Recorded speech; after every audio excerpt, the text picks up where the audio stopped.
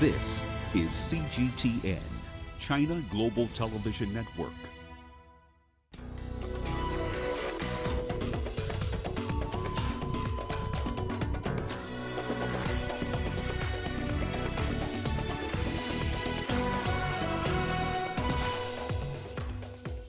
Afghan media says at least 17 people have been killed and over 40 wounded amid celebratory gunfire in Kabul. Clashes between security forces and military reported in Libya's capital, Tripoli.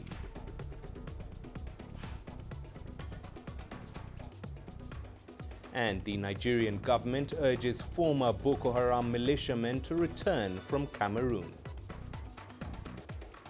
Hello and a very warm welcome to you. This is Africa Live on CGTN. I'm Mahia Mutua in Nairobi. Also coming up, in business, Ethiopia collects $682 million in revenue from its mining sector in the 2020-2021 financial year.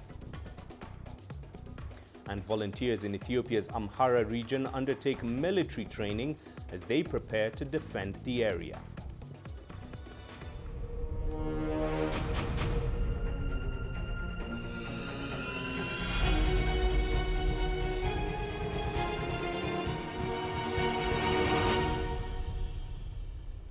Well, let's begin the top of the hour in Afghanistan, where the main money exchange market in Kabul has now reopened.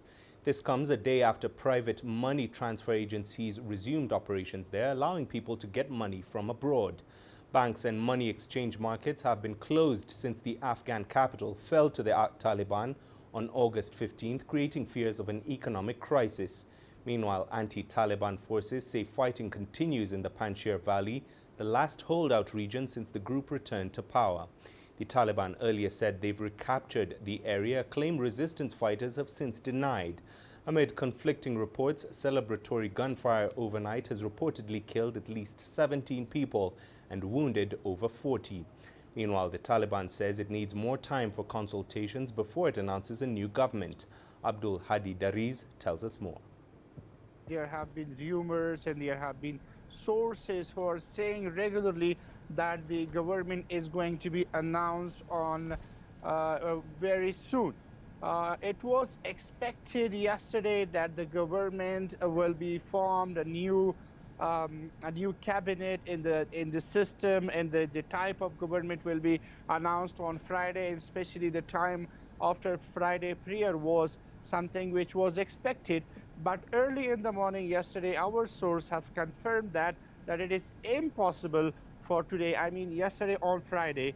Some sources said that the government will be announced before 4th of September. Today we are on the edge of 4th September, and there is a source telling CGTN that even today the government is not going to be announced.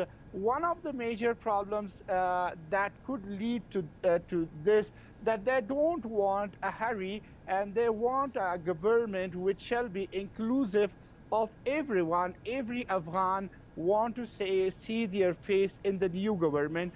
Also, the resistance in Panjshir Valley can be the reason behind not announcing the new government. So there are several reasons. The latest concrete information from our sources near Panjshir Valley is that the Taliban have entered the Man Valley. Two of the districts of Panjshir province. Panjshir Valley is also a province in the geographical structure of Afghanistan. So two of the districts, one from Andarab style, from Andarab area of Baghlan province, there is a district called Paryan that is conquered by Taliban, that is captured by Taliban, and so is another district called Shutal. Well, in an interview with CCTV, a Taliban official said a new government would be announced soon. The Taliban have concluded the meeting on the formation of the new Afghan government. The names of the members of the new government will be announced in 2 to 3 days. The preparations for the announcement on the formation of the new government are underway in an orderly manner. It will be attended by domestic and foreign guests. Well, let's get more from Afghanistan ahead of that announcement. Zmarialai Abbasin is standing by in Kabul with more on the latest developments there. Zmarialai, we expect a new government to be announced any time now. What are you hearing on the formation of the new government? Hello. When it comes to the forming of new government in Afghanistan, there are a few very important issues related to the new government. The inclusive government, the word inclusive is still an issue. There are consultation inside the country with different parties, intra-Taliban dialogue and consultation, while with the parties and political figures. On the other hand, with the international society, the UN, UNAMA, European Union, and all of them are involved because it's about the international recognition for the Taliban, which seems to be very much important for the Taliban, because if they want to govern, there must be a member of the international society. In several occasions, Taliban have emphasized that they want the international recognition and also legitimacy. The Taliban spokesperson, Zabiullah Mujahid, told me that we cannot tell about the date and time, but we are working on every angle, and the issues are very critical, very sensitive, and the details are so much. So yet, we cannot say that this week, 3 days, 2 days, that timing is not something accurate. According to the Taliban sources who were talking to me, they said we are working on every format. We want a concrete government. A new system is something modified, and they are working with it. The structure by the Taliban is all set, but all the related parties, as I mentioned, are now under consultation, and their political office in Doha, and our presidential palace in Kabul, and different areas of the country, like in southern Kandahar province in Helmand, there are still consultation with different parts. So yet, we have to wait till this week, and everything will be far clear. And Zmarialai, the wait for the naming of this new government does come against the backdrop of reports of a shooting incident in Kabul. What more can you tell us about this incident? Well, that was again something very panic for the people of central cities, particularly Kabul. And suddenly Taliban soldiers and their armament started firing. I was just right here at the place I'm talking with you, and I was just running, and I had no idea. Like me, millions of people had no idea what was happening. I tried to contact Taliban spokesperson and other officials, but they were not answering at those moments. We received just a short tweet from Taliban spokesperson Zabiullah Mujahid said, "You have to thank God, and this is not a good manner to shoot on the air because there is possibility that people will be wounded or injured. So stop it." And he said it's a waste of national treasure, and the armed men should stop this. After that, we received early in the morning the casualty reports. Kabul Emergency Center for the War Victims reported that at least 17 people were killed, including some children. Also, more than 20 injured. While we received same information from eastern Nangarhar province, same in Mazar-e Sharif and other provinces. There were injuries, fatalities, and casualties because of all these firing. And then Mullah Yaqub, who is leading Taliban military sections, and he is son of Mullah Muhammad Umar, who was former supreme leader of Taliban. He announced that after that, whoever shoot on the air, they will be punished. Their weapons will be gotten, and they will be jailed. So the Taliban seems very much serious about this. But when it comes to their armament, that's what we see: undisciplined, unpoliced style, and this is very much disgusting for the people of the country. And finally, what is the latest you can tell us about the situation in the holdout Panjshir region?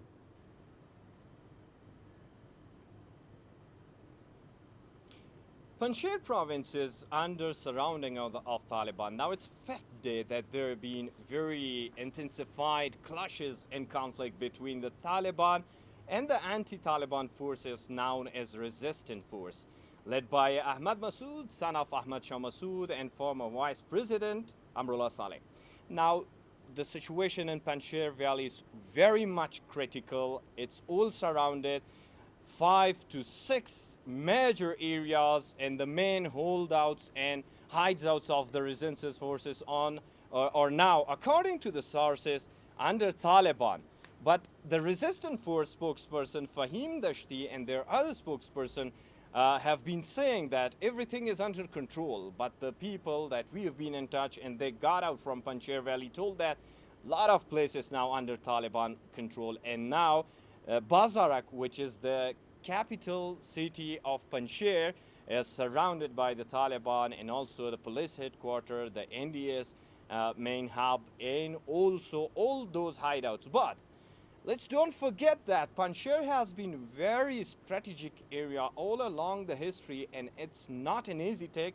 But since the Taliban are much powerful now, because they got all the cops, hundreds and thousands of vehicles, even helicopters are now with the Taliban, so it would be difficult for the very low number and a very narrow area of Panjshir for the resistance force, whether they claim they will fight till the end, but it will be difficult. The resistance force seek to delay the time and continue fighting and resisting till the winter, and it's too much time, and no one can expect that it will last like for a week or for a couple of days or even hours. So this is up to the situation, and aggressive fighting continues inside Panjshir. All right, Zmarialai, thank you very much for your updates on Afghanistan. Zmarialai Abbasin speaking to us live there from Kabul. Well, the Taliban's leaders have promised to form an inclusive government, but many remain unconvinced, including the country's Hazara community. They've historically faced oppression and have been fleeing to Pakistan since the Taliban took control last month. Our correspondent Daniel Khan looks at their concerns. Most Hazaras are from the Shia sect of Islam, making them a minority in a predominantly Sunni Afghanistan.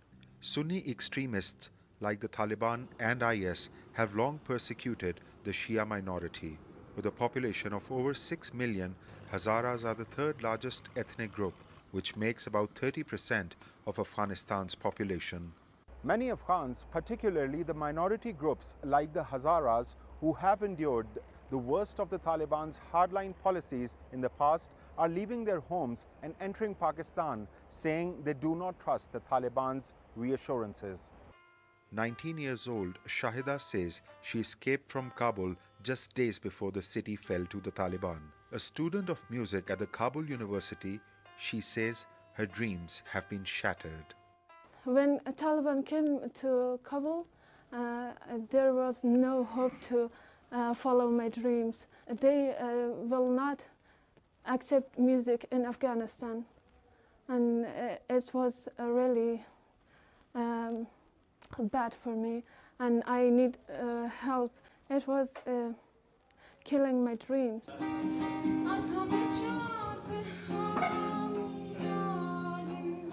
As she shows us her video of playing guitar on a local Afghan television, her fears for her future are evident. I want to go anywhere with my family to continue my lessons and be a good musician.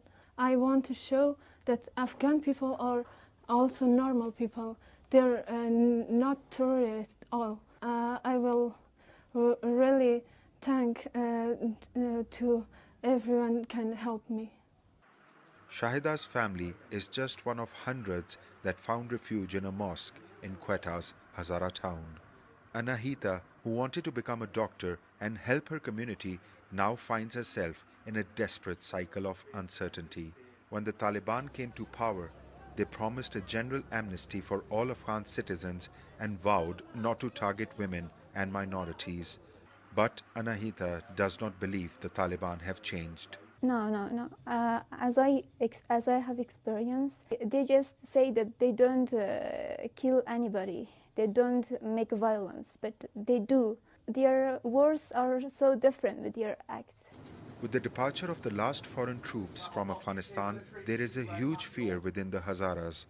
They say once the focus of the international media goes away from Afghanistan, the Taliban might go back to their old ways and attack the minority group with impunity.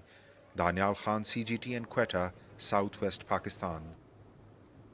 Now, the United Nations Refugee Agency says a major humanitarian crisis is looming in Afghanistan.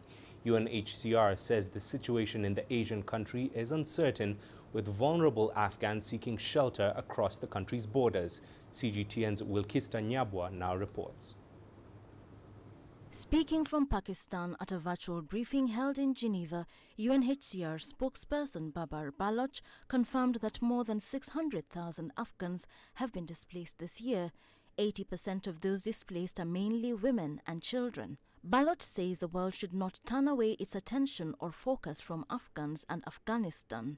Afghanistan has an internally displacement crisis that we have been trying to talk about. What we are emphasizing is that cannot be allowed to become a humanitarian catastrophe, and that's why we have been trying to appeal to the world that don't turn away or your attention or focus at this stage from Afghans and Afghanistan. If you look at the displacement numbers, 80% are women and children. And we know, Afghanistan is a landlocked country. If support, if trade is not going in through there, we could be facing a major crisis. The UNHCR spokesperson also said that the agency has not yet seen a large refugee influx crossing over into Pakistan and Iran or other places. So we're still trying to analyze in terms of why there are not many people coming. There could be many reasons, but the reality is the displacement crisis is inside Afghanistan. We are talking more than 600,000 Afghans that have been displaced during this year. Baloch's appeal follows UNHCR's repeated call on Tuesday for Afghanistan's neighboring states to keep their borders open to those fleeing Afghanistan. Wilkista Nyabwa, CGTN. Well, let's turn to Libya now, where violent clashes between security and military formations erupted in the Salah Eddin area in southern Tripoli on Friday. Military sources say the clashes come after stability security forces tried to storm a military camp of the 444th Brigade, which is aligned to the Libyan state.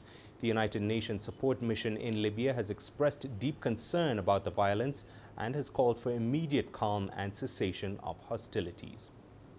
Our colleagues at the UN mission in Libya today have been expressing their grave concern about the ongoing armed clashes, including the alleged use of indirect fire in Salah Eddin, a densely populated area in the capital, Tripoli.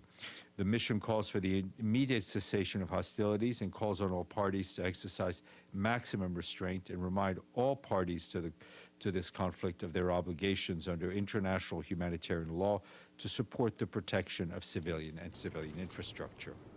Well, for more on that story, we're now joined by CGTN's Adel Makhroui, who joins us live from Cairo. Adel, what is the latest reaching you coming from Tripoli?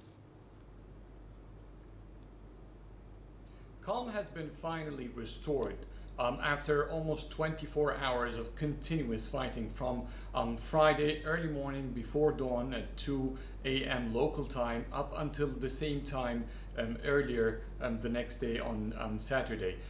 The clashes were, as we've just heard, very concerning in a populous area of Salah Eddin south of Tripoli, and the clashes were mainly between two parties, both of them supposedly belong to a military force. Basically the Stability Supporting Force, which is a group of armed and military force that is managed by the Presidency Council, one of the two executive bodies that are sponsored and are a production of the UN-sponsored talks in Libya. The other is Brigade 444, which is a military unit in a military base, but has some elements of militias involved in it as well. And basically the Presidency Council was trying to make sure that they would follow order after reports of violations within that brigade have been abuse of power, abuse of use of arms, and also embezzlement of millions of dollars, millions of Libyan dinars have been reported. So this was an attempt to maintain management over the forces in the western part of the country. And Adele, looking at the reason behind this, why do we now seem to have rising incidents of these clashes there? It is highly expected that militias will be resisting following a unified government body. Currently, there are dozens of militias in Libya. Some of them are extremely powerful. They have access to huge arms, including heavy artilleries. They have huge access to finances, and they will be losing both of those powers if they follow a governmental body. And this is, of course, a leverage not many are willing to give up and follow government rules and go on fixed salaries. For instance, that's beside the lose of power on the ground that they will be facing. And therefore, they fear being marginalized. They fear that once they let down or let go of their arms, the government could marginalize them, put them away from the military system or even from the political life in Libya along with their tribes. That's why it's a huge struggle, and it has been highly expected that these clashes will grow as Libya approaches the elections, as the supposedly end of militia life comes and becomes near. And this is, of course, a fragile situation. But Adele, what impact then will this have on Libya's political transition? It's extremely alarming. The UNSMIL, the support mission in Libya, says that it is gravely concerned with these developments, and it should. Elections should be held in December. We're talking in about 4 months from now, and security and maintaining stability for the country and for millions of citizens to go to the ballot boxes is essential. Now, with these incidents happening, especially Fridays, which is the most violent day Libya has seen since the hostilities between the eastern and western forces came to a ceasefire, is quite alarming, and it threatens Libyans, it threatens citizens. Salahdin is a very populous area, and therefore it raises a lot of questions about how will Libya secure its elections. There are, of course, many hurdles ahead of that point, even because Libyans on a political level have not agreed to hold elections. They have not agreed on the laws that should regulate the elections. But even if they do, there is now much bigger concern on the lives and the safety of the people who will vote. All right, Adele, thank you very much for bringing us all the latest from Libya. CGTN's Adele Mahroui joining us live there from the Egyptian capital, Cairo. Over to Ethiopia now, where the Amhara local government has started a military training program in the city of Gondar. Volunteers from across Amhara region have been learning military skills in preparedness for attacks against the Tigray region's rebel group, the TPLF. Some of the volunteers will join the Ethiopian National Defense Forces. Here is CGTN's Wanja Mungai with more. In the streets of Gondar town in Ethiopia's Amhara region, civilians hold a parade. They are sending out a message that they are ready to defend their land. Recently, the Tigray People's Liberation Front vowed to extend the territory under its control and encroached on land in Amhara. Salih Hamid wants to be at the front line in defending his community. I am here because of what is being done to our people by those from the Tigray and Afar regions. We are volunteering for this training of our own volition and preparing ourselves for their imminent arrival. The first round has graduated, and now we are the second round of trainees. The Amhara local government is urging people here to take up arms against the TPLF militia as the conflict in the region intensifies. Training here begins early, and by 6 a.m. local time, you will find the recruits warming up and doing aerobics. The training also entails learning the art of camouflage and weapon proficiency skills. The reason why the youth have come here is to save themselves from what we hear and see in our area and to join our national forces on the front line in our struggle. They are here of their own volition, where we are sharing our military knowledge and training them. The training is set to go on for 2 weeks. The best performers will be integrated into the Ethiopian National Defense Forces. They will then join national troops facing the Tigray region's militia, the TPLF, which the government has labeled a terrorist organization, and the rest will join the local Amhara defense groups. 26-year-old Mekdes Molune Asayehen is among the few women taking up the challenge. She says she has been inspired by the growing anxiety among her people. She wants to ensure her children grow up in a safe community. Our children are living in terror. We are here to stop this and also to protect our property and ourselves from any forces that try to attack us here. The TPLF has been fighting security forces in the Amhara region. They have fought over control of western Tigray, where both communities live. The conflict in northern Ethiopia has seen 2 million people displaced and pushed about 400,000 into hunger. The UN says this has led into a serious humanitarian crisis there. Wanjamungai, CGTN. You're watching Africa Live on CGTN. It's time for us to take a short break. Here's what's coming up when we return. Nigerian government officials urge former Boko Haram militiamen to return from Cameroon. And South Africa's Aspen Pharmacare to stop exporting COVID-19 vaccines to Europe.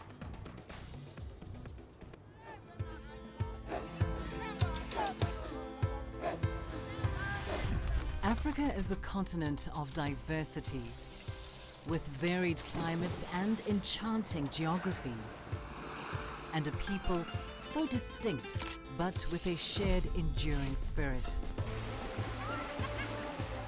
We are at the heart of the continent to bring you the untold stories. Let's have a look. We celebrate Africa as it shapes its own destiny. Tunis, Cairo, Juba, Johannesburg, Ethiopia, Tanzania. Africa Live. Find your voice.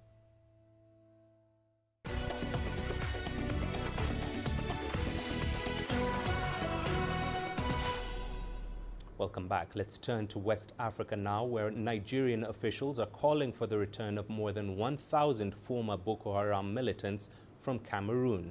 Borno State Deputy Governor Umar Usman Kadafur made the appeal on Thursday. Kadafur was on a visit to Cameroon's north, where he also met with the former militia members. Islamist group members started surrendering to authorities in May. The move followed the killing of the group's leader, Abubakar Shekau. The Nigerian government has confirmed that Shekau died during a confrontation with the Islamic State West Africa province in Sambisa Forest in May this year. Well, let's get more on that. CGTN's Phil Ihaza joins us with more. Phil, both Cameroon and Nigeria have been negotiating the return of ex-Boko Haram militants. What more can you tell us about this new strategy?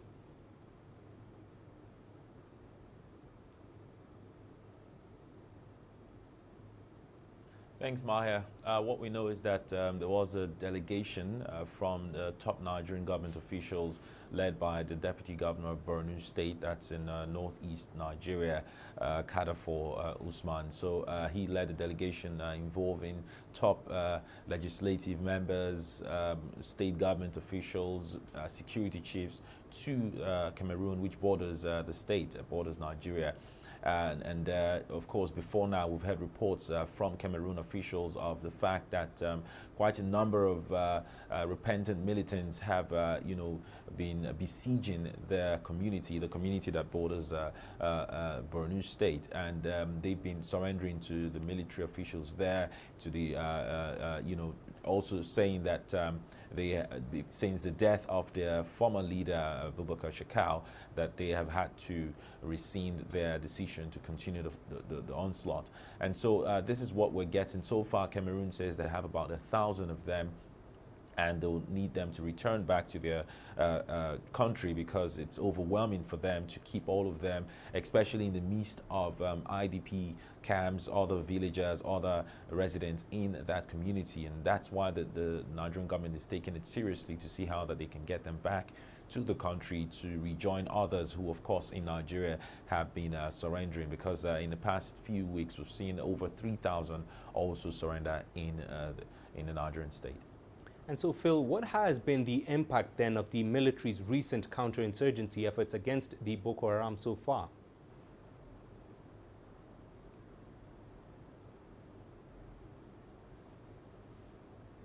Of course, it's obvious that from what we're seeing so far, the impact of the onslaught from the Nigerian military has been very, very effective so far, considering the fact that we're beginning to see thousands, droves of members of Boko Haram, surrendering and, laying down their arms.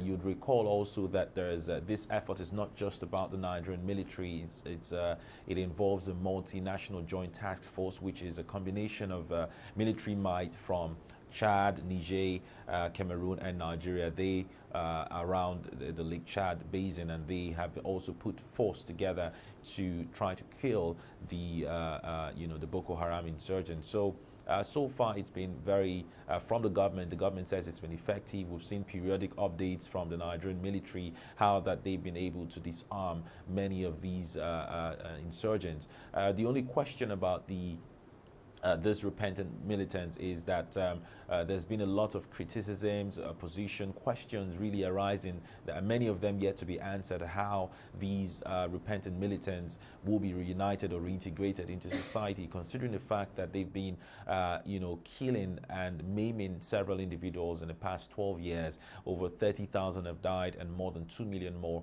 have been displaced. So how do you even reintegrate them back into the society? How is it even real that many of them have truly repented? Is it not a decoy or a plot to cause even more harm? So these are some of the questions that are still in the minds of millions of Nigerians and, of course, top government officials in the system. Phil, thank you very much for bringing us the latest on that unfolding situation. CGTN's Phil Ihaza joining us live from Abuja, Nigeria. Well, let's go to the Democratic Republic of Congo, where at least 12 people have died and 4,500 have been left sick after a toxic leak from a diamond mine in neighboring Angola. The leak turned a tributary of the River Congo red and killed huge numbers of fish. CGTN's Nokutula Shabalala has more. This is the Chikapa River in Kasai province in the Democratic Republic of Congo. A reservoir from the Katoka diamond mine in Angola containing toxic chemicals spilt into this tributary river in July. The people who use the river waters were most affected. The DRC's Environment Minister came to assess the damage this week. We have about 968,973 residents directly or indirectly affected.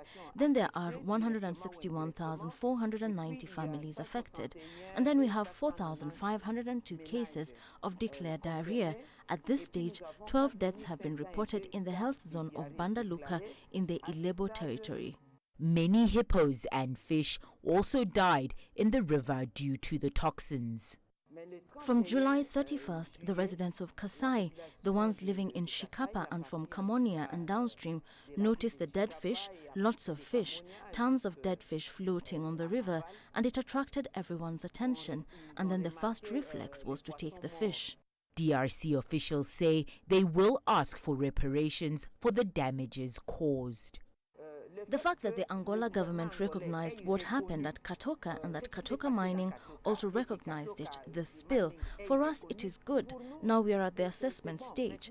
I can't give you the costs now because of the limitations of my mission, which was sampling, research, etc. The governor of Kasai province has banned people from drinking water and eating fish from the Chikapa River to avoid further loss of life. Nokutula Shabalala, CGTN. And staying with health matters, COVID-19 vaccine doses produced by a plant in South Africa will no longer be exported to Europe. The Thursday announcement by African Union Special Envoy Strive Masiyiwa follows an intervention by South Africa's government. Angelo Coppola has the story. The doses are produced by South African drug manufacturer Aspen Pharmacare under contract to Johnson & Johnson. Those doses will stay in Africa and be distributed on the continent. The African continent will now be the priority in terms of the supply of the Johnson & Johnson vaccines. So now this doesn't, when we say African continent, that also includes our own country. So we have a very clear agreement with Johnson & Johnson. South Africa has the contract for the supply of 31 million doses of the Johnson & Johnson vaccine. The supply was interrupted when a contamination problem was picked up at a supply plant several months ago. That's back on track now. It means we will get the 31 million doses that we ordered. We should get a much more a clearer and more committed timeline to our deliveries, and it means that the remaining capacity of that plant will go into the AU's supply to the rest of the African continent. Johnson & Johnson are the vaccine owners and in charge of allocation and distribution. Johnson & Johnson is required to supply 31 million doses to the South African government by the end of December 2021. And as far as I understand, they have supplied up until now just shy of 5.5 million doses. So there is a roughly ongoing shipments of around 26 odd million that would need to be executed to fulfill the full contract. In terms of vaccine distribution, Africa has fully vaccinated less than 3% of its 1.3 billion people. This is set to change. So with that, the gap between Africa and the rest of the world can be closed. So we know that still a lot needs to be done because for the continent to arrive at the 60% coverage is going to take a lot more. South Africa has administered over 13 million vaccines, while the number of fully vaccinated adults stands at 6.3 million, out of a population of 59 million people. The announcement is good news, but the problem in South Africa at the moment is the fact that there aren't enough arms for the vaccines that are available. I'm Angelo Coppola for CGTN in Johannesburg, South Africa.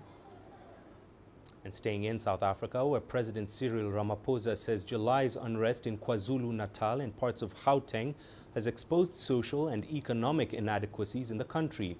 Speaking during a session in Parliament on Friday, Ramaphosa said more work needed to be done to prepare law enforcement officials to respond to such situations. He also urged South Africans to go out and get vaccinated in order to stop the spread of COVID-19 and help the country reach herd immunity. Ramaphosa says refusal to get vaccinated would not only put individuals at risk, but will also endanger the lives of others, leading to a rise in infections and weakening the economy. Another critical part of the work that we must do is to address the social and economic factors that also contributed to the violence and destruction that we saw. A deeply disturbing aspect of the unrest was the emergence of racial tension in parts of eThekwini, particularly between African and Indian communities. We would like to encourage everyone in our country to be vaccinated. And I do not buy into the notion that this is being done by authoritarian, dictatorial governments around the world to force people to be vaccinated. And if we do not take steps to encourage and get people to be vaccinated so that we can have what they call herd immunity, what I call population immunity, our health services could be overrun, and we've seen that. Now, a new report by the World Health Organization is urging countries to improve support for people living with dementia. The global health body says only 1/4 of the world's countries have national policies or support plans in place. CGTN's Robert Nagila has more. Dementia is a condition caused by a variety of diseases such as Alzheimer's and affects a person's memory and cognitive functions. The report by the World Health Organization, the Global Status Report on Public Health Response to Dementia, says in 2019, about 55 million people globally were living with dementia, and of that number, 1.9 million people living with dementia were from the WHO's Africa region. Now, of the 55 million, 8.1% are women and 5.4% men over the age of 65. The Global Health Body says that figure is expected to rise to 78 million by 2030 and to 139 million by 2050. Now, global costs for dementia in 2019 were estimated at $1.3 trillion, with informal healthcare costs, mainly from developing countries, accounting for half the costs. but costs are projected to increase to $1.7 trillion by 2030. WHO is urging countries to include dementia in their national policies. There's no effective treatment for dementia, but the Global Health Body is developing a global coordination mechanism to provide structure to research efforts and stimulate new initiatives. Back to you. CGTN's Robert Nagila there. Well, it's just about time for all the latest in business. Here's what's coming up. Ethiopia collects $682 million in revenue from the mining sector in the 2020-2021 financial year. And Zimbabwe's tobacco sector nets $584 million in revenue following increased harvests and sales.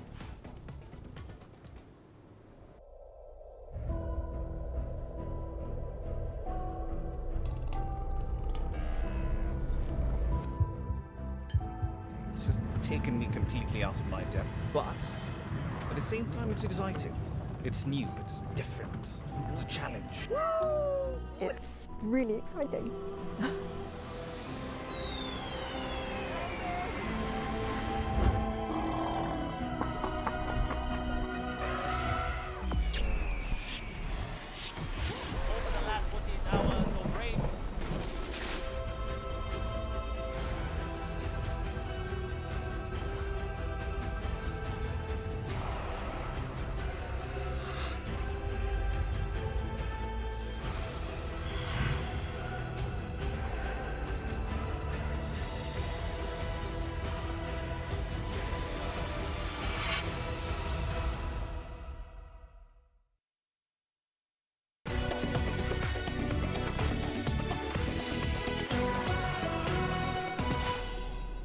Welcome back. Let's start the business in Ethiopia, where the government has collected $682 million from its mining sector for the just concluded 2020-2021 fiscal year. The Horn of Africa nation generated more than 9,300 kilograms of gold during the period and projects revenue from the sector will grow to $1 billion in the next financial year. Here is CGTN's Girum Chala with more from Addis Ababa.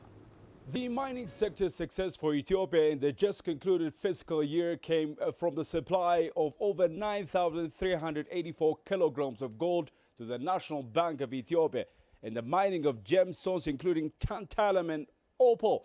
And out of that transaction, $682 million has been garnered.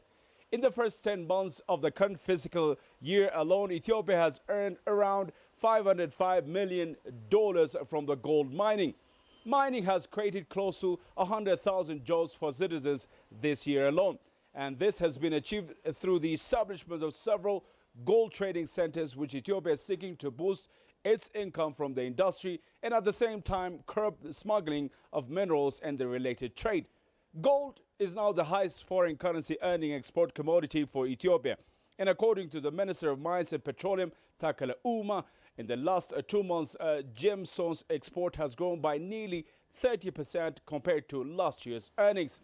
The minister also announced Ethiopia's plan of generating more than $1 billion from the mining of gold alone in the next fiscal year. Grumjala CGTN, Addis Ababa, Ethiopia. More than 200 million kilograms of tobacco worth $584 million have been sold during Zimbabwe's tobacco marketing season that's coming to a close.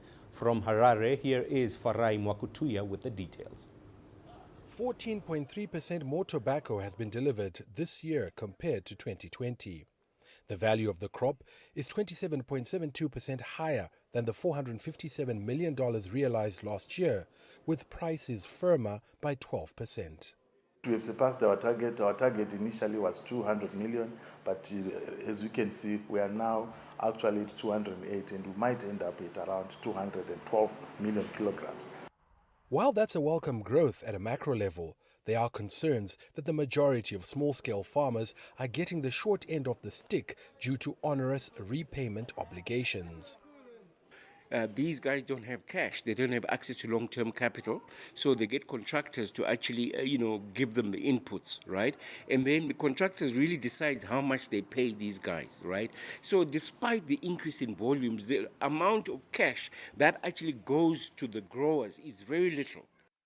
Authorities are taking steps to address this. I cannot tell you that for this season, the government has unveiled a $60 million facility in a bid to try to localize funding of production, and most of our growers will be able to access that money directly from the banks, and we believe it will actually reduce the cost of production and improve the grower viability. Government has ambitions to grow tobacco into a $5 billion industry, which will involve not just increasing the amount of tobacco that is grown, but also processing it in order to enhance its value. We need to minimize foreign money coming into the country and buying raw goods. Rather, let that foreign money come and buy finished goods.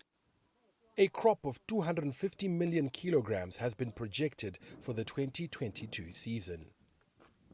Mahia Mutua, CGTN, Harare, Zimbabwe. Over in South Africa, maize farmers expect their crop production to increase in the 2020-2021 season compared with the previous one, thanks to an increase in acreage planted and the favorable weather conditions. That is, according to the government's Crop Estimates Committee. Angelo Coppola has more. The Crop Estimates Committee says that the 2021 maize harvest will be 16.316 million tonnes, up 6.6% from the 15.3 million tonnes harvested last season. What this means is that as a country, we will remain a net exporter of maize. We estimate that exports could be around about 2.6 million tonnes or so. That's slightly below the previous marketing season. The reason being that the demand in Southern Africa region is relatively weak. Because everybody is having a good crop, Zimbabwe, Zambia, and the whole Southern Africa region. The bumper crop is also good news for consumers, despite a recent hike in food price inflation. Food prices have been rising over the past few months, with inflation hitting 7% in June, which was the highest level since 2014.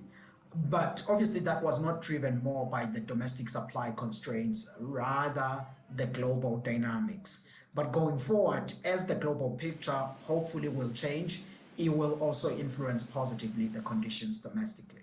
And prospects for the next season are looking very positive. The tractor sales, as one of the important indicators, have been growing by double digits in South Africa since about mid-2020 coming into this year. And secondly, the weather forecast is also painting a positive picture. Prospects of a weak La Nina, which means that for the Southern Africa region, we could receive again above normal rainfall. And obviously this is going to add on already a season that was a La Nina one, which means that the soil moisture is really at a good levels across the Southern Africa region, and obviously in the South Africa side. The increase in output by South African maize farmers is good news for security in terms of food and also for export to other markets in the region. I'm Angelo Coppola for CGTN in Johannesburg, South Africa. And it's just about time for all the latest in sport. Here's what's coming up. Ntando Mahlangu is the toast of South Africa after winning his second gold at the Tokyo 2020 Paralympic Games.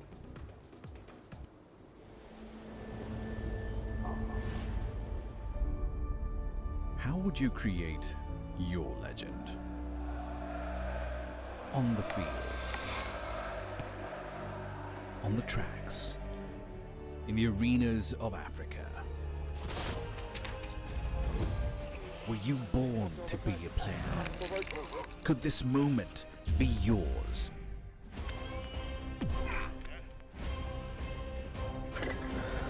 Sports Scene. Find your game.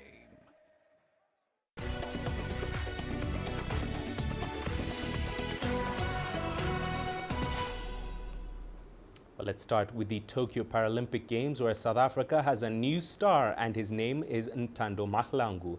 The 19-year-old claimed his second gold of the Paralympics in the 200 meters T61 class, finishing in a time of 23.59 seconds to add to his world record 7.17 meters leap in the T63 long jump. CGTN CS Duplessis has more from Johannesburg. It will be a day the Pretoria High School senior will never forget. His second gold medal of the Paralympics, and despite his time in the wet conditions of 23.59 being a long way off his world record time of 23.03 seconds, it still guaranteed him top spot on the podium as he beat Richard Whitehead, the man who denied him gold at the Rio event in 2016. Mahlangu admits his start was slow and knows his coach will not be happy with the beginning of his race, but will be thrilled with the way he fought back with 100 meters to go and comfortably claimed the coveted gold medal. Mahlangu says it wasn't easy in the slippery conditions and that he almost fell over during his warm-up start. But he is delighted to have been able to go one better than his silver 5 years ago. The teenager dedicated his medals to the people of South Africa and hopes it will bring some positivity back home. Mahlangu becomes only the second South African double amputee Paralympian since Oscar Pistorius to win gold and essentially has taken over the baton from the disgraced former track star.